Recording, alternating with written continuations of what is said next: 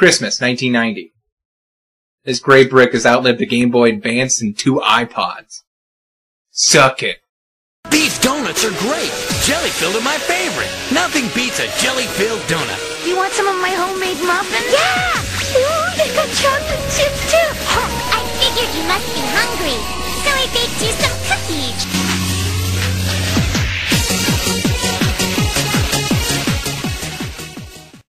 I've been wanting to do an episode about Pokemon for a long time, because, like a lot of you, it was a big part of my childhood.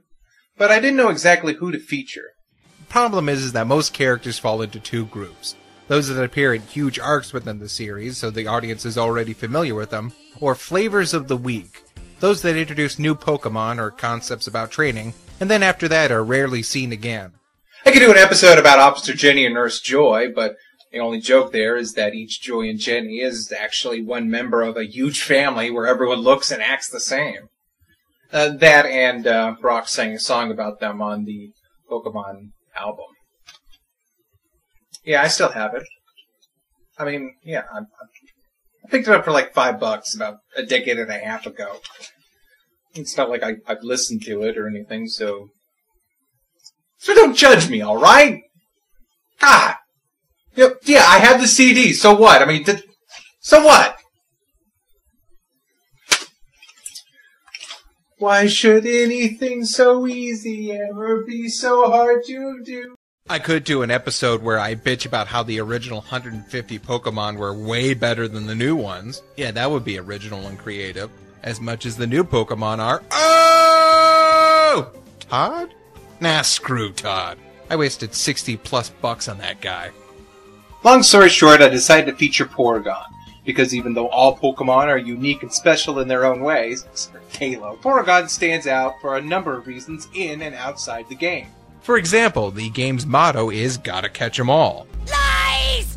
But Porygon is the only Pokemon you actually have to win, or buy, depending on your route. In Celadon City, there's a game parlor run by Team Rocket, the main enemy in the game. A worldwide organization with endless resources and countless agents working towards one goal, taking over the world. Aside from being a front for their global aspirations, they use the parlor to encourage minors to gamble and even sell innocent Pokemon as prizes. Won't somebody please think of the children? But after you defeat Team Rocket, the town turns it into a respectable business, where they give kids a safe place to commune after class, teach them the value of money, and try to find good homes for these wayward souls.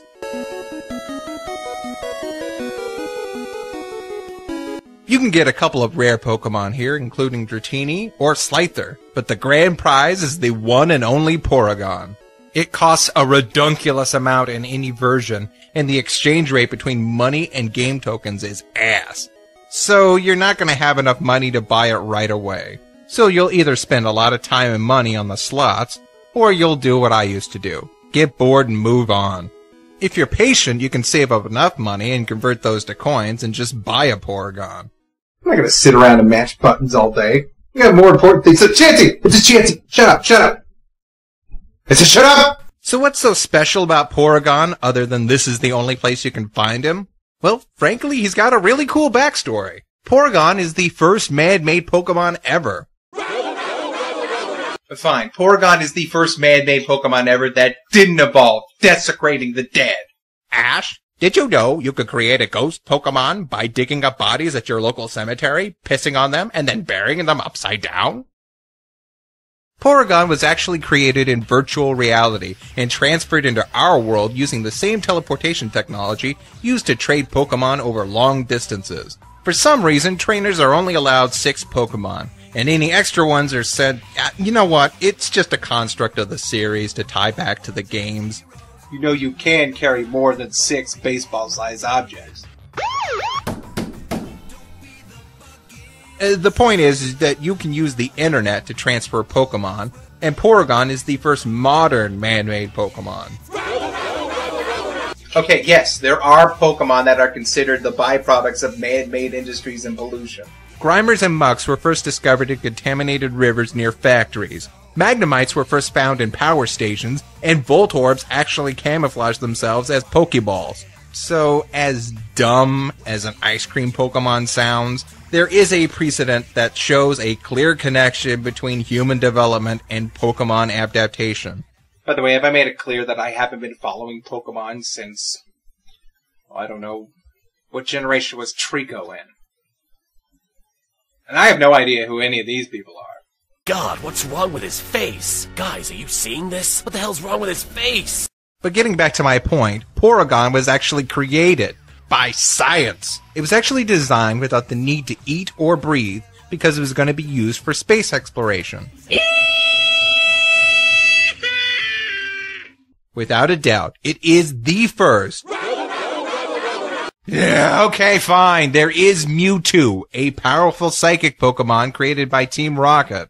But since the Poke Terrorist Organization isn't exactly going to send out a press release when their illegal genetic experiment runs amok and kills a bunch of people, there's been speculation about which came first, the genetic or the digital. Which would actually explain why Team Rocket would be interested in Porygon. They probably thought they could copy the technique used to make Porygon and incorporate it into their own Pokemon making experiments. After all, Mewtwo is an attempt to make a better clone of a legendary psychic that came before it. They could send a Pokemon into virtual reality, alter its genetic code, and then beam it back, producing a new breed of digitally enhanced Pokemon. Digimon, as it were. But with a backstory like that, you'd wonder why Porygon has never been featured in an episode of the animated series. Well, actually he was featured in one, and it did explore the connection between the digital and real world. Unfortunately, it would become one of the most infamous broadcasts in television history. Denosenshi Porygon, or Electric Soldier Porygon, premiered in Japan on December 16, 1997. The episode features Ash and the gang going into digital reality to stop Team Rocket from rerouting the transfers of rare and powerful Pokemon over the Pokemon Health Center's internet connection. Once inside the computer, the gang comes across Porygon, who helps them fight the hackers. Did anyone see the movie Tron? No. No. No. No. No. No. No. No? No. No. No. Yes. I mean, no. No. Sounds like a great idea for an episode, and one that would have probably sent Porygon's popularity skyrocketing. But you know those people that are always like, too much TV will give you brain damage? Well, be careful what you put out in the universe, asshole. Because yes, an effect in this episode triggered epileptic seizures in over 685 confirmed cases, including dizziness, nausea, and headaches in thousands of other casual viewers. This makes Pokemon the World Guinness Record holder for most photosensitive epileptic seizures caused by a television show, as well as the World Guinness Record holder for the most demoralizing World Guinness Record. The actual scene was just a short strobe effect, alternating between red and blue at the right frequency. It could, and was, easily edited out of the episode. 4Kids Dubbing reported that it had a safe English version ready for air, but by that time a worldwide ban was placed on the episode. More so out of respect for the victims than anything else, I assume. There was even a discussion whether or not to continue the animated series over a 4-month hiatus. The incident became a source of parody and speculation about whether or not Japanese animation was actually safe. There was an hilarious article in Time that actually told parents not to worry, because American cartoons didn't move the same way as anime, ignoring the fact that many American-produced series have been animated in Japanese studios since the 1980s, even though it may not look like it. And the printed word is dying, you say. Naturally, Porygon takes most of the blunt for this because we all assumed that it was an effect associated with one of his special attacks that caused the problem. Neither it nor any of its evolutions were ever featured up to this point again. Messed up thing is that it was actually Pikachu's Thunderbolt effect that caused the problem. But you want to know what's just really fucked up? It's hard to find a saved version of the full episode on YouTube, but there are tons of clips of the actual seizure-inducing strobe effect, including the one featured on the Wikipedia page. Why would you do that? Why? You know some dumbass is going to take self-diagnosis to a whole nother level at like 2 in the morning when no one's around to help him. Or worse yet, some sadistic son of a bitch is going to stick that in a playlist between a rabbit in a toy truck and a kitten farting underwater. You want to know who the real monsters are? Look, Look at the blackness of your own depravity, and tell me what you see!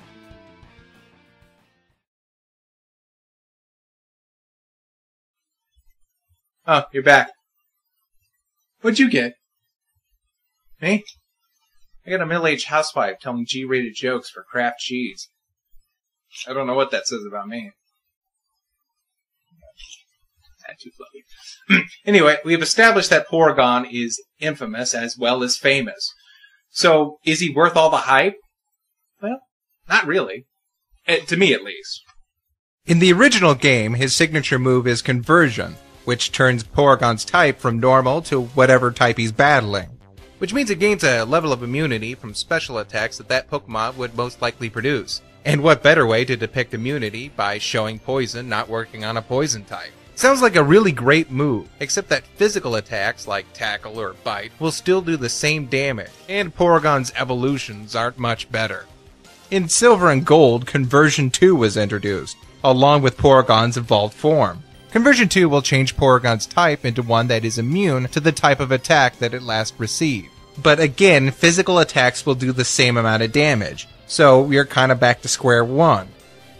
But here's something I learned while researching this that blew me away. Apparently the Conversion I grew up with isn't the same one in Generations 2 onward. Conversion in those games changes Porygon's type to the type of one of its attacks. That's terrible! Instead of any type, it can only become one of 4 at any given time. So for anyone to give a shit about Conversion 2, you had to go back and cripple Conversion?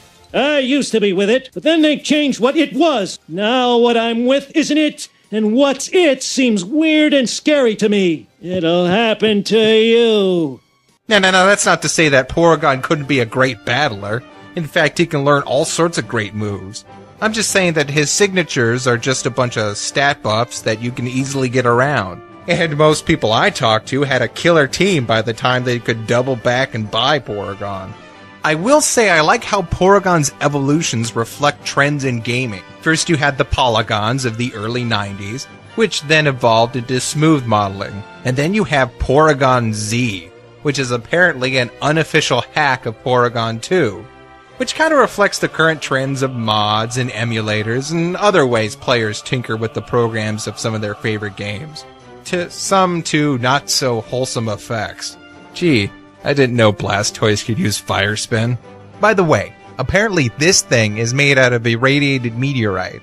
Porygon was built for space exploration, and its body in the real world is made out of a conductive mineral. Kinda got the same color scheme, too. Just saying. Actually, to give you a little bit more backstory, it was said that Porygon itself was a prototype, stolen by Team Rocket, but released to the public early as a kind of promotional gimmick to drum up business for the game parlor. Porygon 2 is the original product as envisioned by its creators. This sort of mirrors the real-life development of Pokemon itself. The game was supposed to have many, many more creatures, but unfortunately the memory capacity of the Game Boy cartridge at the time capped out around 151. So, like Porygon, the concept was realized, but not as expansive or as polished as the creators wanted it to be. Now, of course, you know I find all this interesting, but now that I'm older, I can't help but look at Porygon through the diarrhea green tinted glasses of cynicism. Like maybe this was kind of a inside joke, poking fun at the players and the game concept itself. I mean, think about it. You have this artificial monster created by computers. It becomes wildly popular, and people are willing to spend tons of money and all their time for a chance to get it. Real life example. I remember going to an arcade once where they had a Pokemon trading card Charizard as one of the prizes. It was considered one of the rarest and most powerful Pokemon cards at the time. Whoever was manager of that place was a genius.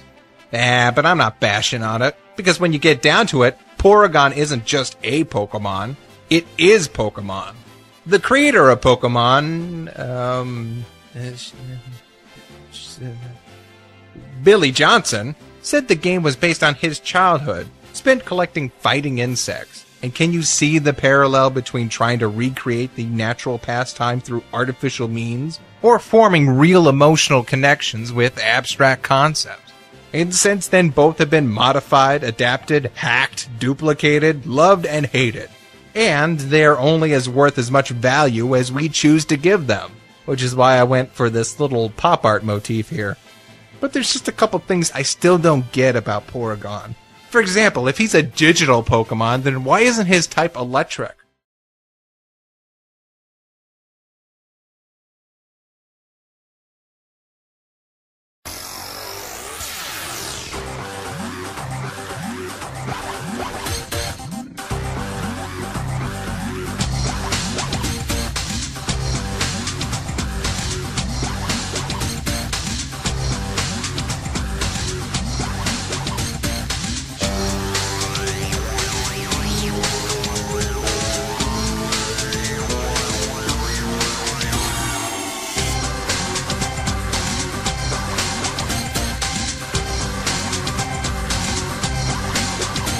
He does shit cinnamon buns, though, so that's pretty cool. Do you want a shit cinnamon bun? Their excrement looks exactly like cinnamon rolls. Looks like.